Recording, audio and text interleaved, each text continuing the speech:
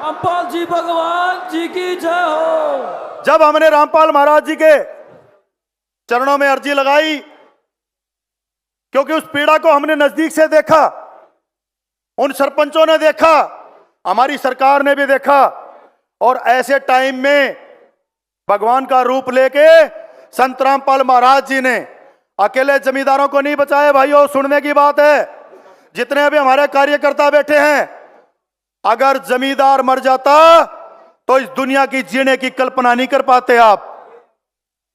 साथियों, जमींदारों को बचाना गरीब को बचाना है, जमींदारों को बचाना आम जन को बचाना है। और मैं तो अब एक नई पहल का भी धन्यवाद करना चाहता हूं महाराज जी का, कि जिन्होंने जेल में बैठे आज गरीबों के घर बनाने से लेके 3 करोड़ गरीबों के घर में डेली राशन पहुंचाने से लेके ऐसे ऐसे कार्य करने शुरू किए हैं। कुछ लोगों ने मेरे से बात की, कल कोई पत्रकार मेरे से पूछ रहा था कि भाई फलाने महाराज जी जेल में है, फलाने महाराज जी जेल में है, फलाना किस काम में है, तो आप कैसे देखते हैं? मैं तो एक ही रूप में देखता हूं कि जो इस जनता की सेवा करना जानता है और जो जन सेवक के रूप में आया है और गरीबों का मसीहा, किसानों का मसीहा बन के आया है, उसका नाम संत रामपाल महाराज है।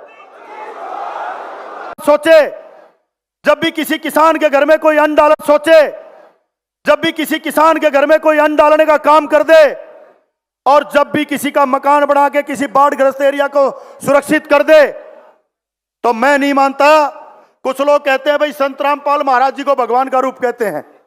आज हमारा बच्चा कोई देश का मेडल लेके आता है, आज हमारा किसान जो बहुत बड़ी फैक्ट्रियों को कामयाब करते हैं, अपनी फसलें हमारे लिए पैदा करते हैं, क्या हम अपने किसान को अन्नदाता नहीं कहते क्या? अगर हम अब किसान को अन्नदाता कहते हैं तो एक समाज सेवक और सेवा करने वाले को भगवान का रूप कहने में भी कोई गुरेज नहीं होना चाहिए।